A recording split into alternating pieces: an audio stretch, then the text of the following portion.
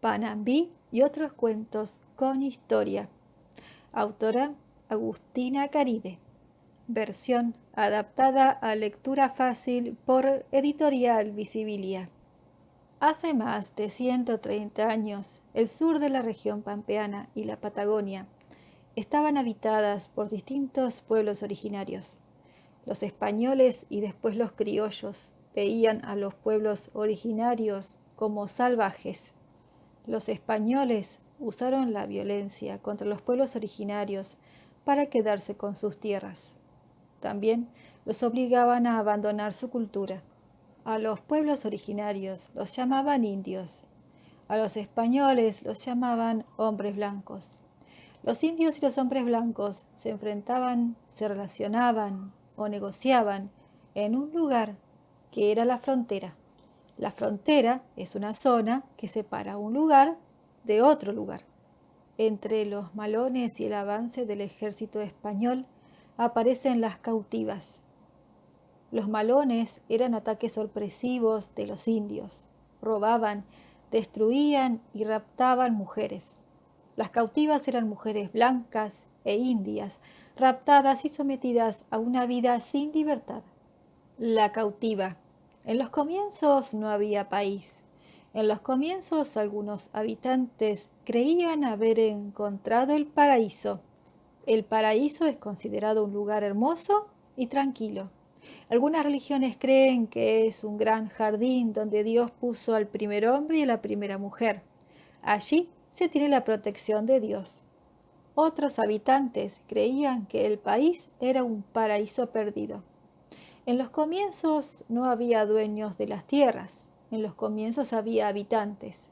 No había territorios separados. Los habitantes dividían el barro, los yuyos y los ríos. Después, los españoles llegaron a las tierras. A los españoles los conocían como hombres blancos. La tierra se llenó de habitantes y se convirtió en un nuevo mundo. El nuevo mundo era grande y sin embargo no entraban todos. El viento sopló en la pampa. Siempre sopla el viento en la pampa. Esta vez el viento trajo odio. Los habitantes de esas tierras no conocían el odio. Los hombres comenzaron a sentir odio y el odio creció. Todos sintieron un poco de odio. Carmen y a ti también sintieron odio. Carmen se llamaba Carmen porque su madre era muy religiosa y creía en la Virgen. La Virgen María es la madre de Jesús para los cristianos. La Virgen simboliza el amor, pero Carmen sentía odio por los indios. Los indios eran los culpables de que Carmen estuviera en esas tierras desiertas. Las tierras desiertas son lugares sin población, están deshabitadas. Por las noches el padre de Carmen le contaba historias de los indios. Las historias de los indios eran despiadadas y salvajes. Carmen imaginó a los indios como monstruos e inhumanos. Al principio Carmen tuvo miedo. Carmen tuvo miedo a la oscuridad, a vivir en esas tierras desiertas. Carmen tuvo miedo a morir asesinada por los indios. El desierto le hacía sentir angustia, miedo y soledad. Después, Carmen creció y se hizo valiente. Carmen descubrió la inmensidad de la pampa. En la pampa el cielo se veía amplio, en la pampa el sol es luminoso y se puede ver muy bien el horizonte. De a poco, Carmen dejó de tener miedo. Carmen comenzó a cuidar su cabello y su piel se tostaba por el sol. Un día Carmen se enfrentó con Atí en la pampa. Atí era un indio ranquel.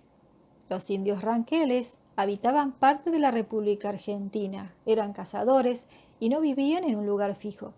Atí vivía cerca de la laguna Leubucó, que significa agua que corre. La laguna de Leubucó queda en la provincia de La Pampa.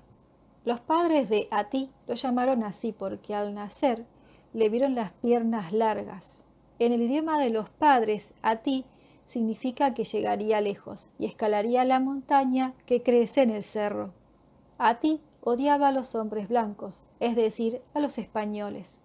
Cuando Atí tenía 3 años, los hombres blancos habían destruido su toldería y habían raptado a su madre.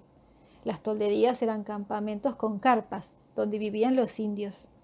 Era muy común que los españoles se llevaran a las indias sin pedir permiso y sin pedir perdón por no devolverlas.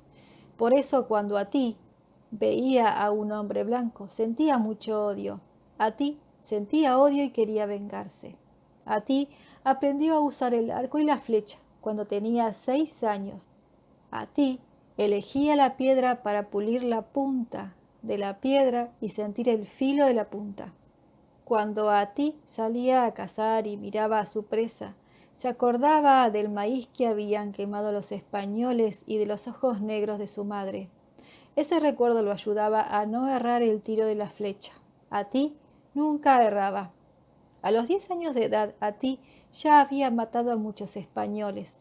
Con un ojo miraba al español que iba a matar con su flecha y con el otro ojo cerrado se acordaba del pasado. En el pasado, cuando Atí tenía 3 años, los españoles habían destruido su toldería y habían raptado a su madre. En el momento del tiro de la flecha, Atí largaba un suspiro para no llorar. El odio que sentía Atí era cada vez más grande. El odio de Atí era fuerte, persistente, inexplicable y cansador. El odio de Atí era muy cansador. Los españoles eran cada vez más, y Atí no entendía cómo se reproducían. Atí se preguntaba si los españoles aparecían de la nada o los traía el viento. Entonces, Atí decidió seguir las huellas para descubrir de dónde salían los españoles. Atí quería encontrar ese lugar y eliminar a todos los españoles. La mañana que Atí salió buscando las huellas, el cielo estaba gris. Atí no tuvo miedo. Atí había crecido y ya era un hombre decidido. Atí puso en un morral los cuernos llenos de agua para tener algo de beber en largos viajes. Un morral es una bolsa que usan los cazadores para llevar comida, bebida, ropa y otras cosas. También puso el manto de piel junto al arco con las flechas. Atí caminó todo el día siguiendo la misma dirección del viento. Carmen estaba en el mismo lugar. El viento despeinaba a Carmen. Carmen no veía su propio camino. Primero el viento era cálido, después fue frío. Carmen estaba cansada, tenía frío por el viento. Carmen se perdió en el camino. Carmen miró hacia atrás, pero no había huellas. Su cuerpo era tan liviano que no dejaba huellas. Se acercaba una tormenta. Carmen pensó 2 cosas. 1. Si volvía, le esperaba el mismo camino de siempre. 2. Si caminaba hacia adelante, tal vez encontraría un refugio. Atí sintió la primera gota sobre su rostro. Atí no supo si la gota era lluvia o sudor. Detuvo la marcha porque pronto iba a anochecer. Atí acomodó sus cosas frente a un espinillo, preparó una fogata y cocinó una liebre que había cazado. El espinillo es un árbol que tiene forma redonda y hojas amarillas. Carmen sintió la primera gota sobre su rostro. Carmen supo que no era la lluvia, sino una lágrima de desesperación. Carmen primero vio una luz, después distinguió el fuego. Carmen se dio cuenta de que allí había un indio. Carmen se hizo la señal de la cruz y no gritó. Cuando se encontraron Carmen y el indio, el fuego iluminaba los ojos del indio. Carmen vio los ojos del indio. El indio era Atí. La mirada de Atí era tranquila. Carmen creía que los indios no tenían paz y eran violentos porque se lo habían dicho. Carmen había escuchado los cuentos sobre los indios que le contaba su padre. Carmen no pudo retener las lágrimas de sus ojos. Atí descubrió a Carmen muy cerca. Carmen tenía una mano sobre sus labios. A Carmen le caía una lágrima. Una mano de Atí tomó el arco y la otra mano tomó una flecha. Atí sintió que no era igual a Carmen, pero deseó beber de la lágrima en su cara. Carmen y Atí permanecieron inmóviles. Los dos se olieron como si fueran perros y se entendieron. Los ojos de Carmen brillaban. Parecía que los ojos hablaran un idioma. El idioma era desconocido para Atí, pero era suave y dulce. Atí estaba frente a una persona de piel blanca, pero no sintió odio. Atí aflojó sus dedos y dejó el arco y la flecha. Atí dijo unas palabras que Carmen no comprendió, pero entendió el tono. El tono de la voz de Atí parecía de consuelo, casi como una canción. Atí buscó una manta en su morral y la apoyó con mucho cuidado sobre los hombros de Carmen. Atí y Carmen se miraron un buen rato, se estudiaron las manos, los huesos y descubrieron que eran iguales. Esa noche la lluvia hizo desaparecer sus odios. Después, no mucho después, el viento llevó el amor del cual hablaba la Virgen. Tierra del Fuego es la provincia más al sur de nuestro país. Tierra del Fuego tiene muchas islas. Los pueblos que habitaban esas islas encendían fuegos para comunicarse entre sí. Cuando descubrieron esta provincia con sus islas y vieron esos fuegos, la llamaron Tierra del Fuego. Fernando Magallanes era un navegante portugués. Magallanes fue el primero en navegar por el Océano Pacífico y en intentar dar la vuelta al mundo. Magallanes y sus marineros navegaron por las costas de Tierra del Fuego buscando un camino para dar la vuelta al mundo. Magallanes descubrió un lugar por donde pasar. A ese lugar le puso su nombre y hoy lo conocemos como el Estrecho de Magallanes. Después de Magallanes, muchos exploradores recorrieron esas islas. También la visitaron muchos científicos que estudiaban sus montañas, sus plantas, sus animales y poblaciones. Darwin es uno de esos científicos. Donde yo vivo. Donde yo vivo, la cordillera termina en la costa y el océano entra hasta el centro de la montaña. Una cascada de agua dulce desciende de entre las rocas y es bastante común que los barcos se detengan a cargar sus barriles con agua dulce de la cascada. Es lo único divertido del verano. Paso el tiempo esperando que algún barco se detenga. Entonces me mezclo entre las piernas de los marineros y me trepo hasta la cascada de agua dulce. Los marineros son poco ágiles y yo soy el que los guía hasta la cascada de agua dulce. Donde yo vivo el océano Atlántico es ancho y profundo. Mi mamá dice que el océano ancho y profundo es un misterio para todos los capitanes. Donde yo vivo hay pocos barcos. Por eso mientras espero a algún barco, mi mayor diversión es jugar en los cangrejales o molestar a los lobos marinos que se duermen sobre las rocas, siempre de cara al sol y con una aleta hundida en el mar. El cangrejal es el terreno donde viven muchos cangrejos y no se puede transitar. Donde yo vivo nadie es dueño de la tierra. Donde yo vivo solo hay viento, sea la estación del año que sea.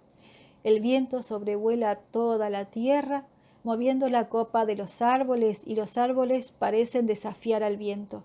Acá las ramas crecen débiles y por eso no sirven para colgar una hamaca. Acá las ramas solo dan un poco de leña para iniciar un fuego, porque donde yo vivo siempre hay un fuego encendido. En una de esas largas tardes de verano yo estaba aburrido, arrojando piedritas al mar, cuando se detuvo frente a mí una goleta. Una goleta es una embarcación pequeña de 2 o 3 palos de velas. Yo vi cómo tiraban el ancla para detener la embarcación y cómo bajaban un bote. 4 marineros ayudaban a 2 hombres que se ajustaban la corbata y se acomodaban sus chalecos. Los hombres bajaron al agua de manera torpe. Yo enseguida me puse de pie, me sacudí el pantalón corto y saludé con las 2 manos. Yo estaba acostumbrado a esperar los botes. Esos hombres no buscaban la cascada de agua dulce. «Muchacho, ¿podría ser nuestro vaquiano?», me dijo uno de los hombres que vestían de corbata y chaleco. Vaquiano es una persona que guía a otra para que pueda andar por los caminos. Yo no sabía el significado de la palabra vaquiano, pero pensé que no sería nada malo ya que venía de 2 caballeros. Yo les dije sí. Empezamos a caminar alrededor de la montaña. Los marineros Llevaban unas cajas de madera y yo no me animé a preguntar qué tenían adentro. Entre ellos se decían doctor uno al otro y se detenían a escarbar la tierra. La tierra la escarbaban con una herramienta de hierro en una mano y un cepillo de dientes en la otra. Observar lo que hacían estos hombres hacía que mis días dejaran de ser siempre iguales y aburridos. Los hombres se presentaron recién después de atravesar el campo entre las ovejas. Me dijeron, somos naturistas, y yo asentí sin tener la menor idea de lo que significaba. Buscamos indios, dijo uno. Muertos, dijo el otro. Entonces dudé. No sabía si detenerme o seguir avanzando junto a ellos, porque donde yo vivo no llega a lo macabro. Macabro se refiere a lo feo y asqueroso de la muerte. No me gustaba la idea de lastimar y matar indios. Además había pocos indios y se los veía solo de noche haciendo fuego. Uno de los hombres naturistas se dio cuenta de mi asombro. Estudiamos la dentadura de los indios americanos. Solo buscamos cráneos. Lo hubieran dicho antes, exclamé aliviado. Entonces los guié hasta una cueva donde suelo refugiarme cuando hay mucho viento. Los hombres naturistas parecían muy entusiasmados. Abrieron sus cajas, armaron una mesa de trabajo, sacaron una lámpara de querosén, hojas, plumas y tinta. Estuve con ellos hasta que oscureció. Limpié huesos con el cepillo de dientes y los apoyaba en otra mesa de madera donde uno de los hombres le ponía un número y el otro los clasificaba. Aprendí la diferencia entre un fémur de indio y un fémur de oveja. Supe todo lo que un hueso es capaz de decir. Yo me despedí cuando ya era de noche. Ellos seguían escribiendo bajo la lámpara de querosén. Al día siguiente fui a la cueva a buscarlos, pero no estaban, ni ellos ni la mesa de trabajo. El barco seguía anclado. No volví a ver a los hombres naturistas hasta que un día, cuando caminaba con mi mamá por el caserío, nos cruzamos con ellos. Entonces, cuando mi mamá los vio, me dijo, ahí van los dos profesores que deshuesaron a ese pobre diablo. Yo le pregunté, ¿qué diablo? Mi mamá me contestó sorprendida, ¿no te enteraste? Cocinaron vivo a un indio para limpiar su esqueleto. Yo me reí, porque acá donde vivo el chisme aparece y el viento se encarga de desparramar. Panambí es una leyenda. Una leyenda es un relato corto donde ocurre un solo episodio. Los personajes de las leyendas son seres humanos. En las leyendas ocurren hechos sobrenaturales. Las leyendas representan creencias de los pueblos que contaban esas historias. Las leyendas se transmitían de generación en generación en forma oral. La leyenda de Panambí es de origen guaraní. El pueblo guaraní le dio el nombre a las cataratas del Iguazú. Iguazú significa agua grande. El primer español que vio las cataratas fue Álvar Núñez Cabeza de Vaca. Uno de los saltos de agua de las cataratas es conocido como el velo de la novia. El velo de la novia recuerda a Panambí. Ahora vas a escuchar la historia que le ocurrió a Panambí y que se transmitió de generación en generación hasta nuestros días. Panambí. Es increíble la cantidad de objetos que se acumulan con el paso de los años. Es como si los recuerdos persistieran a través de esos objetos. Las mudanzas sirven para desprenderse de los objetos que se acumulan y no son necesarios. Por ejemplo, un almanaque de 1980, un remedio vencido hace 6 meses, una lámpara rota que nunca mandé a arreglar, un pullover que tejí hace mucho y ya se lo comieron las polillas. Así puedo seguir con una lista interminable de objetos. Para poner fin a esta lista de objetos que se acumulan, hay que ponerse estricto y hay que ordenar. Hay que tomar una bolsa grande de basura y separar. Lo viejo o lo roto se descarta. Lo nuevo y sano se embala para llevar a la parroquia. Acomodar los cajones es difícil, cuando se ordena o cuando nos mudamos. La cantidad de porquerías que se juntan en los cajones es increíble. Clips que ya no enganchan porque el alambre se estiró mucho, lápices con la punta quebrada, fotos, notitas sin sentido, libretas olvidadas y sin uso, lanas, agujas, un destornillador que necesité para arreglar la biblioteca y lo olvidé. Fui ordenando todo. Puse cada cosa en distintas cajas. Solo me faltaba un cajón. Cuando vi el cajón que me faltaba, supe que sería la tarea más larga. El cajón estaba repleto de papeles. Tenía recetas de remedios sin comprar y un papel que tenía escrito una dirección vieja. Los cajones tienen magia. Los cajones parecen más grandes de lo que son, por todas las cosas que se pueden encontrar dentro. A veces dentro de un cajón se puede encontrar un tesoro. Encontré un papel plegado en cuatro bien al fondo del cajón. Al principio no reconocí la letra. Cuando lo desplegué pude reconocer la letra de mi mamá. Yo estaba intrigada. Tuve una sensación vaga que me llegó como un viento. Recordé todo sin necesidad de leer. Recordé que yo estaba en tercero o cuarto grado, en el colegio. Nos habían dado para leer un libro. El libro era sobre leyendas del país. El libro era grande y no entraba parado en la biblioteca. Yo llevaba el libro de leyendas en mi mochila. Iba y venía con el libro de mi casa a la escuela y de la escuela a mi casa. También lo tuve durante un tiempo en mi mesita de luz. Las primeras historias las leímos en la escuela con la maestra. No puedo acordarme de ninguna de las historias que leímos. Solo me acuerdo de la última historia que la leí en casa. La historia era corta, ocupaba solo 2 carillas. Recuerdo que esa historia me provocaba mucha angustia. Yo no quería llegar al final. Esa historia era una leyenda. Cuando leía esa leyenda y llegaba con la lectura a la última frase, me ponía a llorar. Entonces me secaba los mocos con el camisón y empezaba a leer otra vez. Tenía la ilusión de que si volvía a leer el final se modificaría. Recuerdo muy bien el texto que decía así: junto al río Iguazú vivía la hermosa Panambí con su madre. Una tarde, mientras nadaba, le pareció ver una canoa preciosa. La historia contaba que en la canoa viajaba un hombre. El hombre que viajaba en la canoa era joven y hermoso. Yo leía y lo imaginaba así, alto, rubio, musculoso y con una camisa blanca arremangada hasta los codos. También lo imaginé con ojos claros a medida que iba leyendo la historia. Pude imaginar a Panambí y al hombre conociéndose y enamorándose. Imaginé a Panambí con pelo negro largo y lacio hasta la cintura. Imaginé al hombre remando la canoa y contándole a Panambí cosas sobre su tierra. La madre de Panambí aseguraba que ese hombre no era un humano de verdad. La madre de Panambí aseguraba que era el dios del agua y de los peces. La madre de Panambí quiso prevenir a su hija sobre ese hombre. El dios del agua y de los peces es Pirayara.